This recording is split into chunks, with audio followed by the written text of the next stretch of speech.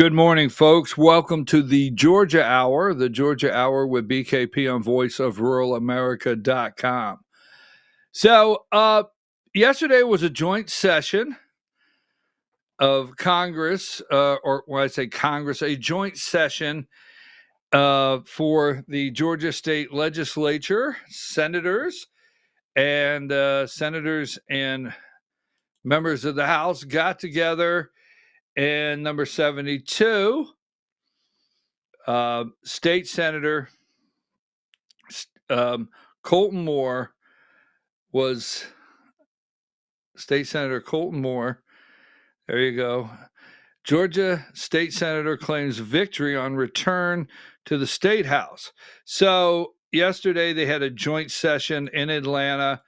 I think most of you know the story of not even, was it a week and a half ago, where they had a joint session and they would not let Colton Moore into the State House chamber. And 12 days, it says 12 days after he was pushed to the ground for attempting to enter the Georgia House chamber, State Senator Colton Moore, a far right, they never write his name, never put it in print. No one, they always identify him, not a Republican, a far right Republican. From Trenton strolled in Tuesday without resistance to attend the State of the Judiciary speech. All right. The guy with the biggest stick doesn't get to bully and rule over everyone, Moore said. We are all sworn an oath to the Constitution, and that must be upheld. So yesterday, the State of the Judiciary, there was a speech to both chambers, the State Senate and the State House, which, again, Colton Moore is a Georgia State Senator, District 53, attempted to enter, and this time with no problem. So one would ask, why 12 days ago? Why did Burns hold his ground 12 days ago? Why did Burns back away and allow him in yesterday? So a lot of questions remain, but we again ask for the resignation of Jon Burns, the Georgia State House Speaker of the State House. So that happened yesterday. Now, moving right along, number 71, and this was the State of the Judiciary. That's what they do. And this is the Chief Justice, right? Georgia's top judge wants to scrap partisan judicial elections. So they are putting pressure to stop. Georgia's top judge urges state lawmakers Tuesday to end all remaining partisan elections for state judges, saying statewide efforts to politicize the courts are as concerning as increasing attacks and threats of physical violence against judges.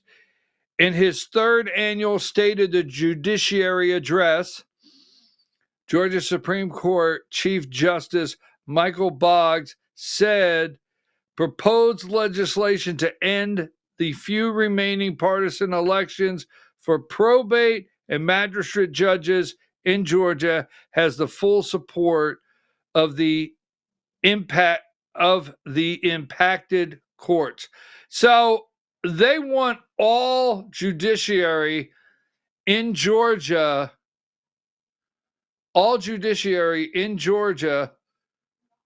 to be nonpartisan.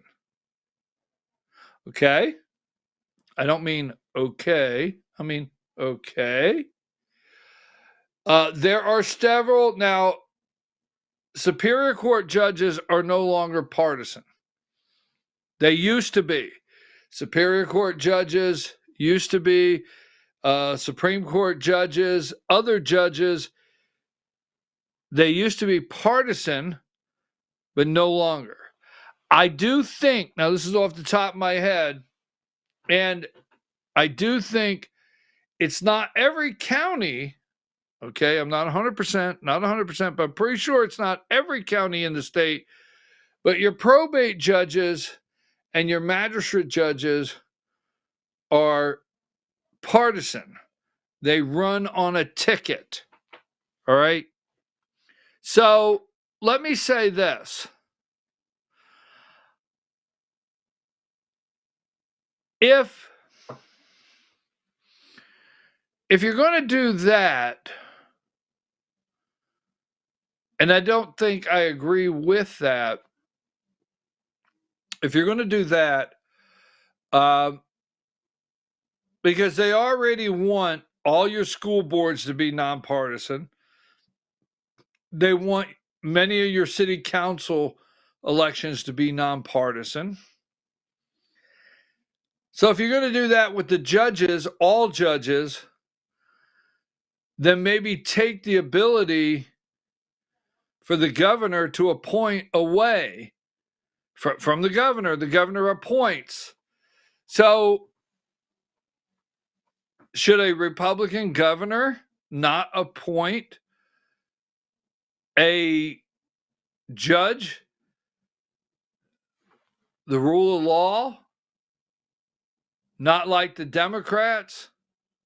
So just saying, that is something that's out there. We'll get further into that. I don't want to take much more time on the judges in Georgia. But let me say this before I move along. We have the Thursday, right? Tomorrow, Governor Brian Kemp will be giving a major press conference tomorrow in Georgia. He's limiting the awards, and he gets $1 million boost, a group for judicial fairness or something. I forget the name of it. I didn't pull it up. But a group gave $1 million to boost a campaign to help get this across the finish line. Brian Kemp aims to limit large jury awards. So tort reform is a major piece of legislation he wants to get passed.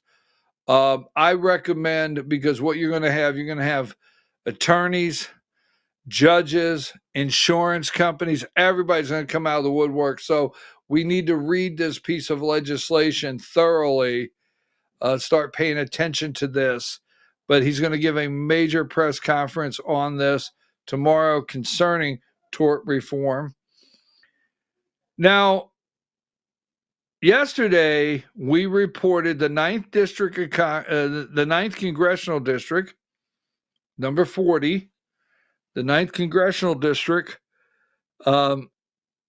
Congressman Andrew Clyde, the mayor of Gainesville, is going to mount a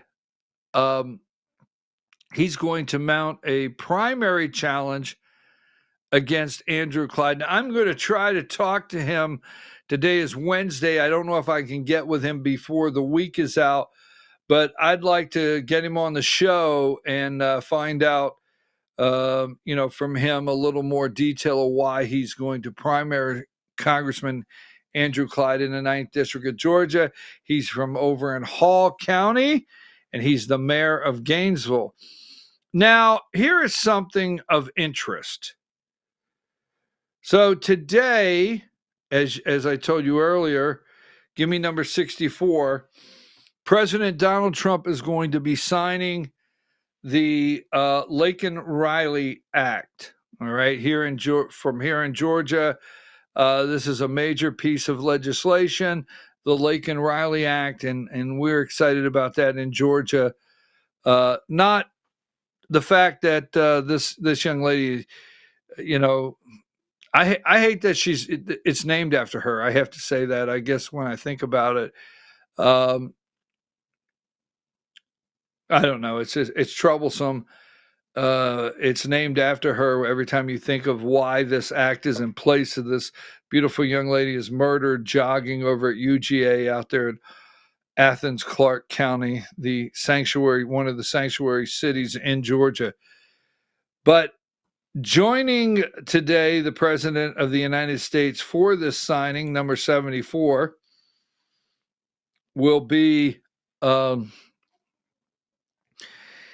it's the 8th day of the Georgia legislative session, Georgia's legislative session.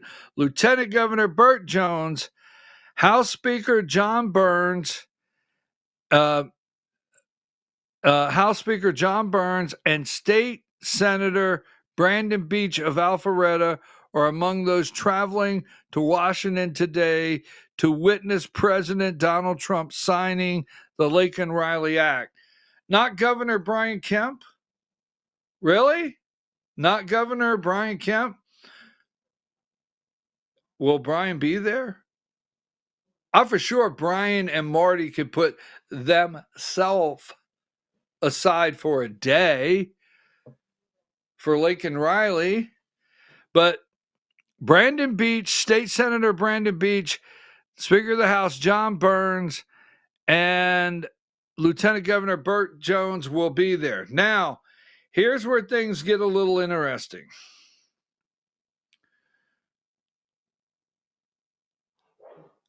I've been working on this for a week. And I wanted to get 3 different sources, and no one has come out and made announcements. But the 11th congressional district in Georgia, the 11th congressional district is Pickens County, Cherokee County, and down into Cobb County, the 11th congressional district. Now, this guy here going to D.C. today, number 66, State Senator Brandon Beech, he has told several people, he has mentioned to several people that he is possibly going to be a candidate for Congress in the 11th district. Right? Brandon Beech, State Senator Brandon Beech, has discussed with several people, several sources out there, that he may be, until he announces, we'll leave the maybe on it, he may be announcing that he's running for Congress in the 11th district. Well, what happens to the congressman of the 11th district? Give me number 65. Now, this is Barry Loudermilk, Congressman Barry Loudermilk of the 11th district. We understand that Congressman Barry Loudermilk is working to secure a position in the Interior, the Office of the Interior of the United States. He's trying to get a job with the Interior Secretary. That's what we understand. So it's very possible we're hearing that Barry Loudermilk, the congressman of the 11th district, could be moving into an office in the Interior Secretary's branch. That's what we hear. Now, we also hear that Brandon Beech, 66 State Senator Brandon Beech, would entertain a position with the administration in transportation. He'd like to be in transportation. But if he doesn't get something in transportation, and we're not for sure, he is definitely talking that he's running for the congressional seat in the 11th district. So we do anticipate changes in the 11th district. Now, I'm going to give you one to watch for in Georgia, the 1st congressional district, and that's Buddy Carter, okay? the 1st Congressional District, Congressman Buddy Carter. A lot of talk that he has interest to run for Senate or retire. Don't know. Watch the 1st District. So I just wanted to bring that up. What is going on in a couple of the districts. We're going to take a brief break. When we come back, we're going to discuss a little bit about the Georgia GOP, and then I'm going to get out about 10 minutes early because I'll explain today. If you're new to the show, I've got some shoulder problems. Today is my appointment for my orthopedic surgeon to go. And I'll share with you, I had a bad shoulder, and that's what I call it. So anyhow, we're going to take a break. We're going to come back. We got a couple things to announce on the Georgia GOP Inc. and what's going on there. And one more comment concerning HB 581. So take a break.